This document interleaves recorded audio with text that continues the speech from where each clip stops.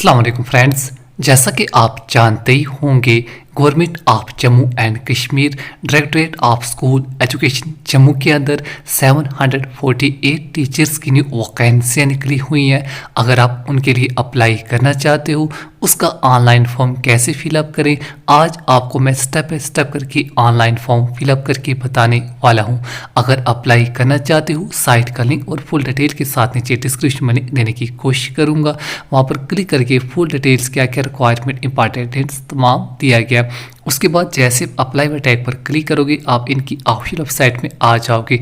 आप इस साइट को डायरेक्ट DSE जम्मू टाइप करोगे, तब भी आप इनकी ऑफिशियल वेबसाइट में आ जाओगे। यहाँ पर साइट के बारे में जो भी इंस्ट्रक्शन आप पढ़ना चाहो पढ़ सकते हो। अप्लाई करने के लिए आपने सबसे टॉप फर्स्ट लाइन पर online application for hearing CRCS आपने फर्स्ट लिंक पर क्लिक कर देना है। जैसे आप फर्स्ट लिंक पर क्लिक करोगे, आपके सामने एक न्यू पेज ओपन हो जाएगा।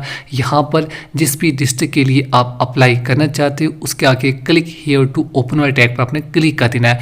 मैं रेकमेंड करूँगा जिस भी डिस्ट्रिक्ट के लिए आप अप्लाई करना चाहते हो, उससे पहले आप एक बार ऑफिशियल नोटिफिकेशन ज़रूर पढ़ लीजिए। ऑफिशियल नोटिफिकेशन पढ़ने के बाद नीचे जिस भी डिस्ट्रिक्ट के लिए आप अप्लाई करना चाहते हो, उसी के आगे आपने क्लिक टू ओपन वाले टैग पर क्लिक कर देना है। मैं रेकमेंड करूंगा आप अपना ही डिस्ट्रिक्ट यहाँ पर सेलेक्ट कीजिए। उसके बाद जैसे क्लिक टू ओपन वाले टैग पर क्लिक करोगे, आपके सामने गूगल फॉर्म ओपन हो जाएगा। यहाँ पर जिस भी डिस्ट्रिक्ट के लिए आपने अप्लाई किया, उस डिस्ट्रिक्ट का नाम आपको नीचे शो हो जाएगा। चलिए, फॉर्म फिलअप करने के लिए आपने पर थोड़ा सा नीचे आ जाना है। अपने ईमेल आईडी बॉक्स पर टिक मार्क लगाने के बाद जिस भी कैंडिडेट का या खुद का फॉर्म फिलअप करे हो, उस कैंडिडेट के अपने ईमेल आईडी को मेंशन कर देना है। ध्यान रहे, ईमेल आईडी आपने ठीक से मेंशन करनी है। इसी पर आपको तमाम इन्फॉर्मेशन बाद में दी जाएगी। मैं रेकमेंड करूंगा जिस ईमेल आईडी से आप फॉर्म को फिलअप करें, वही ईमेल आईडी आप नीचे मेंशन कर देनी है। ईमेल आईडी बिल्कुल ध्यान से मेंशन कीजिए। ईमेल आईडी मेंशन करने के बाद नेक्स्ट फर्स्ट कॉलम में जिस भी कैंडिडेट का या खुद का फॉर्म फिलअप करे हो, उस कैंडिडेट का अपने नाम मेंशन कर देना है। ध्यान रहे, नाम आपने वही मेंशन करना है जो आपकी 10th क्लास की मार्कशीट पर मेंशन होगा, अदरवाइज आपका फॉर्म रिजेक्ट भी हो सकता है। नाम बिल्कुल ध्यान से मेंशन कीजिए जो आपकी 10th क्लास की मार्कशीट पर है। सेम टू सेम आपने वही मेंशन करने के बाद नीचे पेरेंटेज अपना फादर नेम आपने मेंशन कर देना है।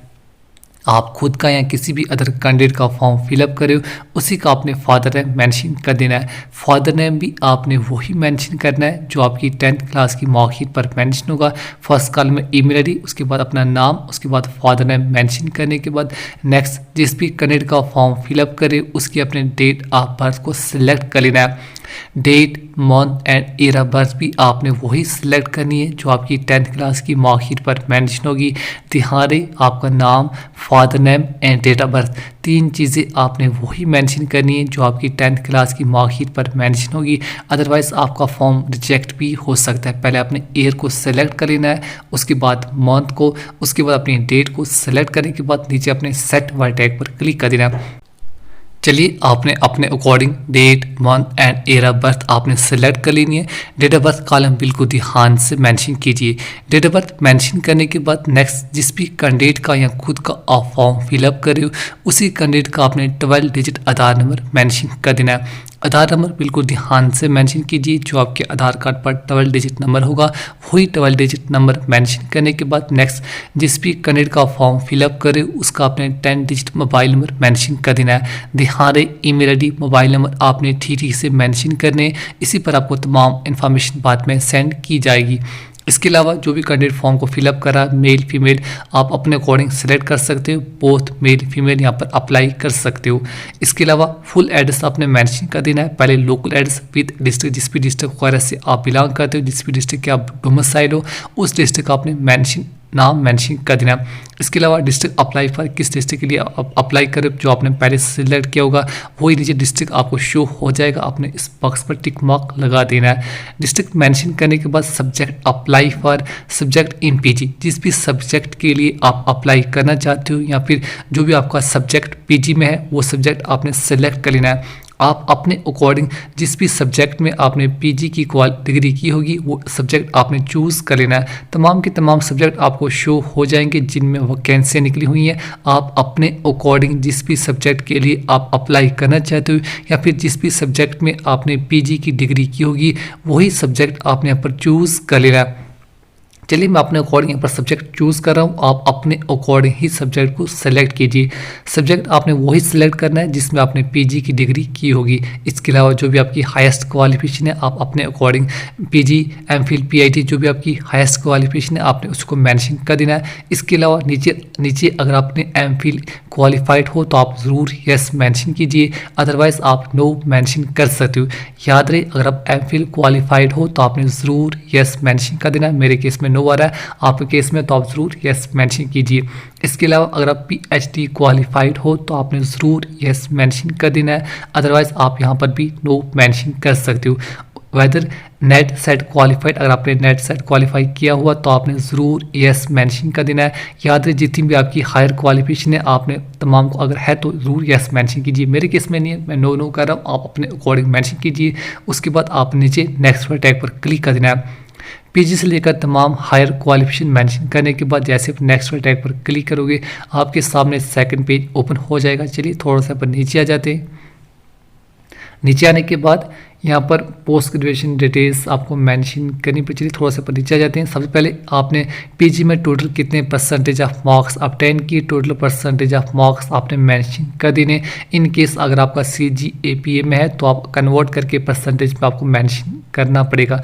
चलिए मेरे केस में परसेंटेज ही मेंशन कर देता हूँ। इसके अलावा यूनिवर्सिटी आप पीजी जिस भी यूनिवर्सिटी से आपने पीजी की डिग्री की होगी उस यूनिवर्सिटी का नाम आपने मेंशन कर देना है। इसके अलावा मेरा जिस भी अगर आपने रेगुलर या फिर प्राइवेट आपने अपने रेगुलर या फिर डिस्टेंस आप अपने अकॉर्डिंग मेंशन कर सकते हो। मेरे केस में रेगुलर है, अगर आपके केस में डिस्टेंस है तो आप डिस्टेंस को मेंशन कीजिए।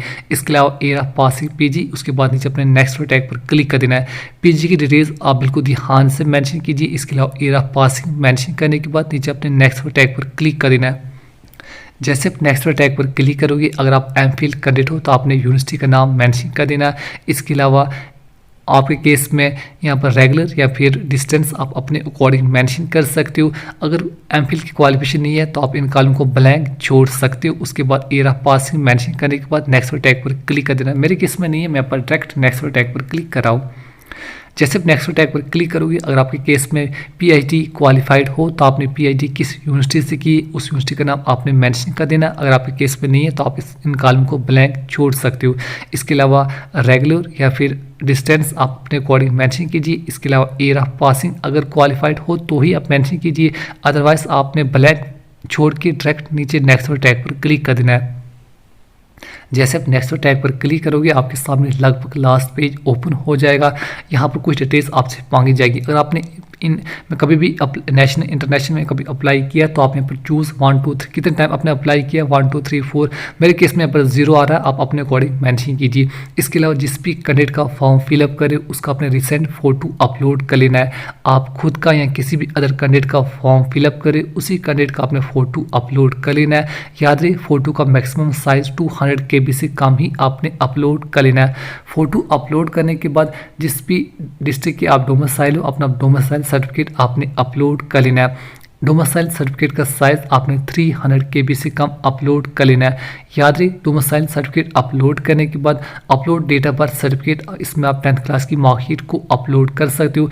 याद रहे डेट ऑफ बर्थ सर्टिफिकेट में आप 10th क्लास की मार्कशीट को अपलोड कर सकते हो। इसका साइज़ भी आपने 300 KB से कम ही अपलोड कर लेना है। इसके अलावा अपलोड पीजी डिग्री अलॉन्ग, चलिए मैं पीजी की क्वालिफाइड डिग्री जो भी आपकी डिग्री उसको आपको अपलोड कर लेना है।